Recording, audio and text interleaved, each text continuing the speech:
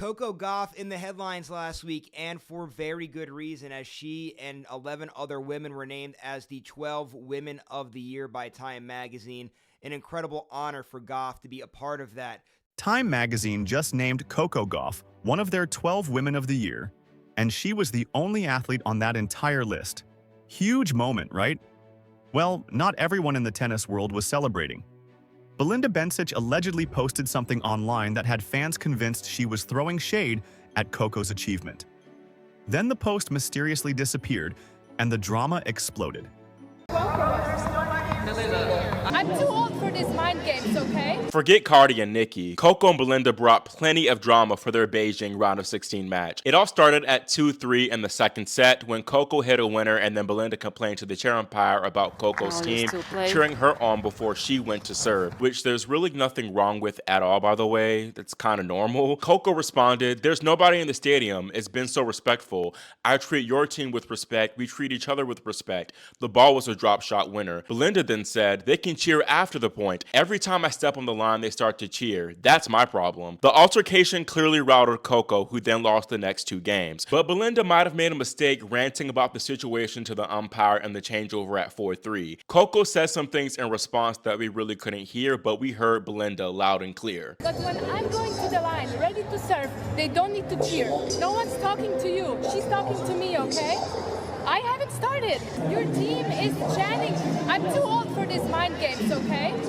I think that back and forth helped Coco, and she stormed back to take the second set in a tiebreak before winning the third set 6-2. The handshake between these two was fine, by the way. This was a very impressive win from Coco. She led in the opening set 4-1, 30-15, but lost the final 5 games of the opener. Then with that second set drama, she could have easily faded away, but Coco used it as fuel, which is why she's such a champion. The win also secured Gauff's spot at the year-end championships in Riyadh. This marks her 4th straight finals appearance, so congrats to Coco for that too. Before we get into what Belinda allegedly said and why it caused such chaos, tell me in the comments, do you think former stars have a right to be upset when the spotlight moves on? Or is that just how sports works? Because what happened next exposes some uncomfortable truths about relevance in modern tennis.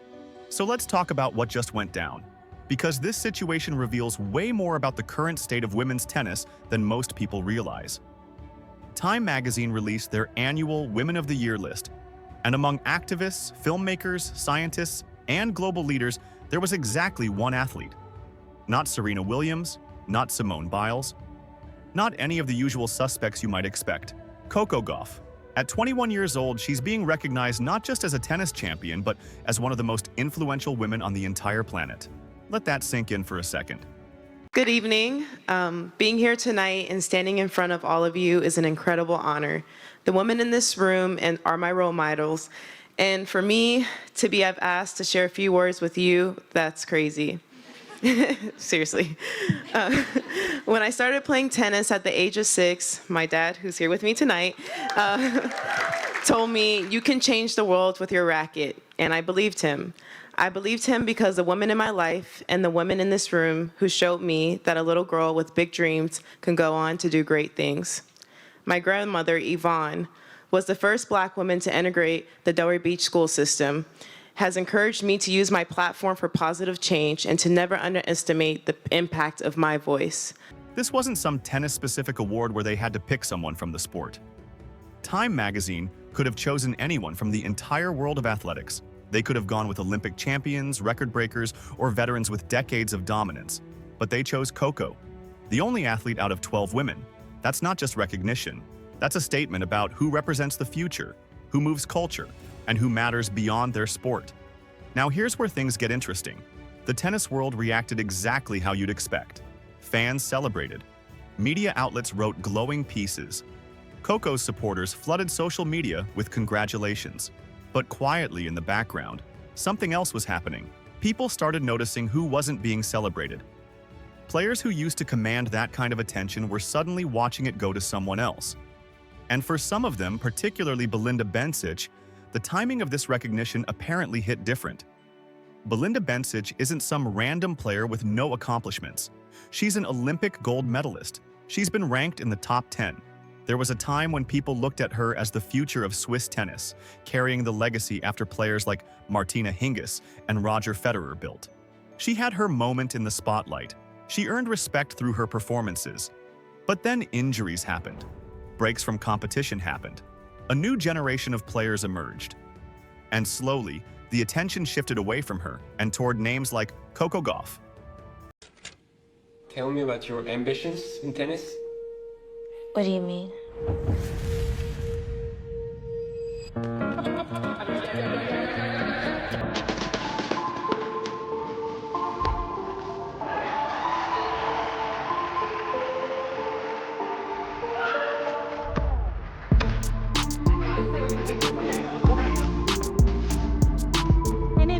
Anything, just don't tell me. Coco Gauff.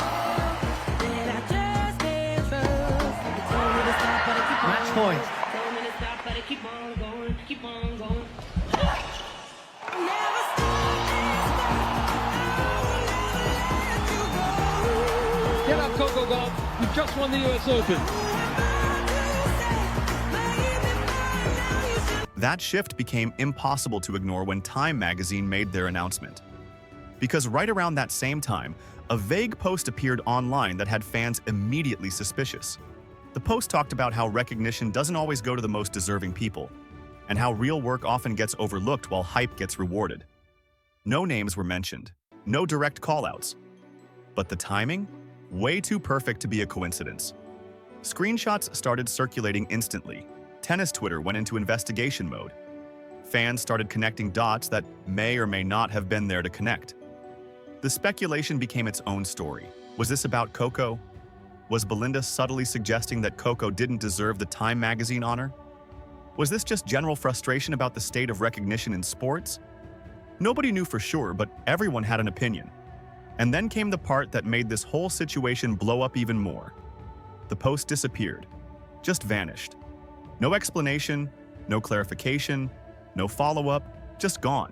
And that deletion did the exact opposite of calming things down. Because now people were convinced there was something to hide. If the post was innocent, why delete it? If it wasn't about Coco, why take it down right after everyone started making that connection? The internet filled in the blanks the way the internet always does. Fans started using the word humbled to describe what allegedly happened to Belinda. Not because anyone confirmed anything, but because the optics were brutal. On one side, you had Coco being celebrated globally as a woman changing the world. On the other side, you had a former star apparently posting cryptic messages and then deleting them when people noticed. The contrast was stark, and it wasn't flattering for Belinda. Comments flooded Belinda's social media pages.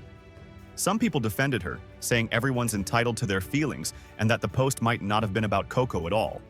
But way more people accused her of being bitter, jealous, and unable to handle watching someone else get the recognition she used to receive.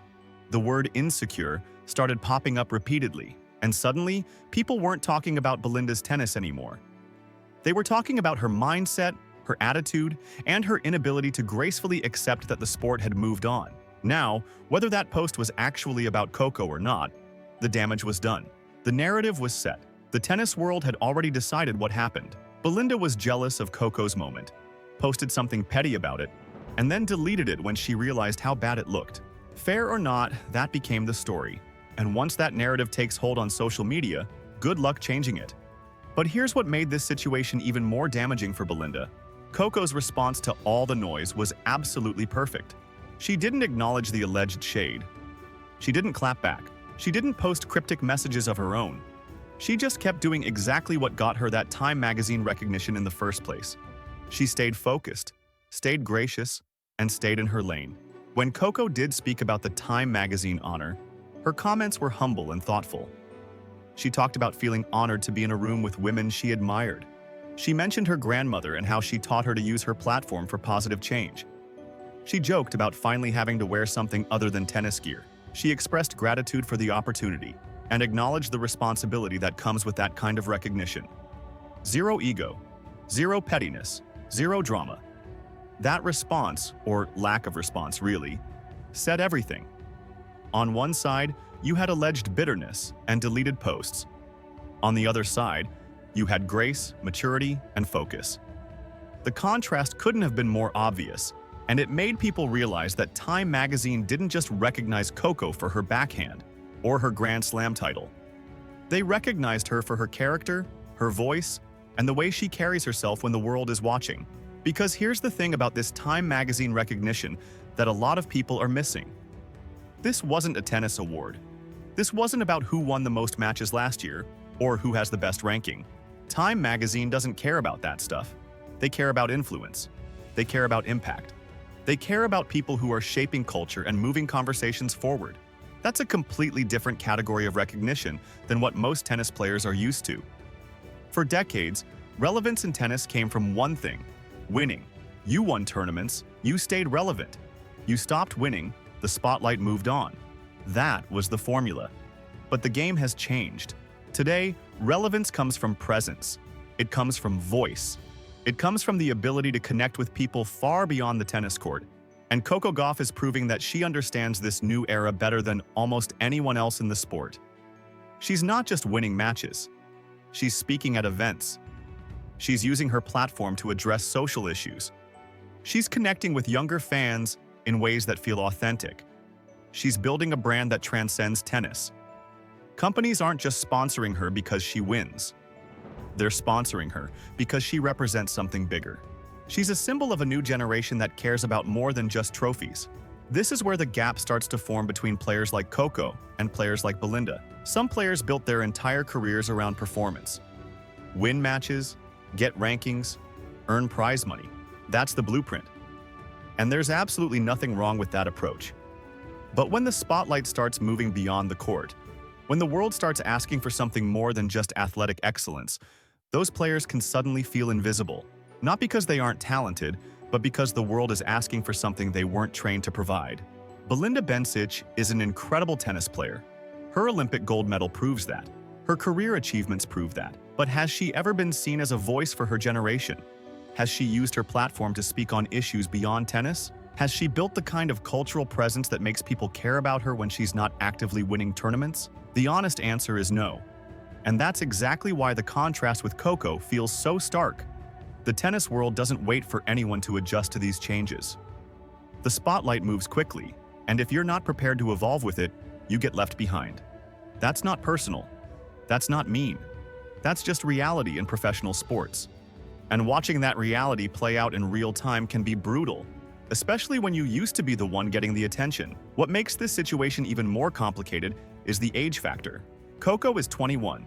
Belinda is in her late 20s. In most careers, that age difference wouldn't matter much. But in tennis, where careers are short and the window for peak performance is narrow, those few years feel massive. Belinda is watching someone younger accomplish things she never did, receive recognition she never got, and build a legacy that's already eclipsing her own. That has to sting, regardless of how mature or professional you try to be about it. And let's be real about something else. The internet and social media have completely changed how these dynamics play out.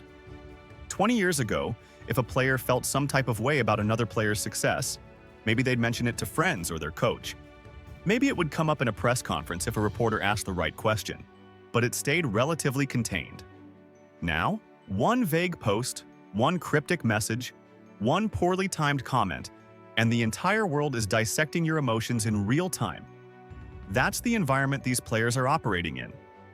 Belinda, intentionally or not, gave the internet exactly what it loves: drama, speculation, and a clear narrative with heroes and villains. Coco became the gracious, humble champion rising above the noise. Belinda became the bitter former star who couldn't handle the changing of the guard. Fair or not, accurate or not, that's the story that took hold.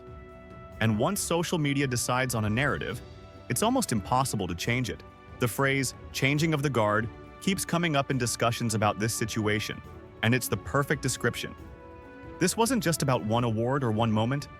This felt symbolic of a larger shift happening in women's tennis. The old generation is fading. The new generation isn't just arriving, it's taking over completely. And the speed of that transition is catching some players off guard. Players like Belinda built their careers in an era where tennis success meant tennis recognition. You won tournaments, you got featured in tennis magazines, you earned respect within the tennis community. But Coco is operating in a completely different universe. She's getting recognized by Time magazine. She's sitting next to filmmakers and activists. She's being positioned as a global influencer who happens to play tennis. not just a tennis player who happens to be good. That shift changes everything. It changes what success looks like. It changes what relevance means. It changes what the next generation of players will aspire to. And for players who built their entire identity around the old model, that shift can feel like the ground disappearing beneath their feet. The uncomfortable truth is that tennis, like all sports, is brutally efficient at moving on. The sport doesn't wait for you to catch up. It doesn't pause to let you adjust to new realities. It just keeps going. And if you're not prepared to evolve, you become a footnote while someone else writes the next chapter. That's exactly what's happening right now with Coco and the generation she represents. So there it is. Coco Gauff gets named Woman of the Year by Time magazine, Belinda Bencic allegedly responds with shade, and the tennis world watches the changing of the guard happen in real time. What do you think? Was Belinda out of line, or is this just normal competitive emotion? Drop your thoughts below, hit that like button, and subscribe for more tennis drama. See you next time.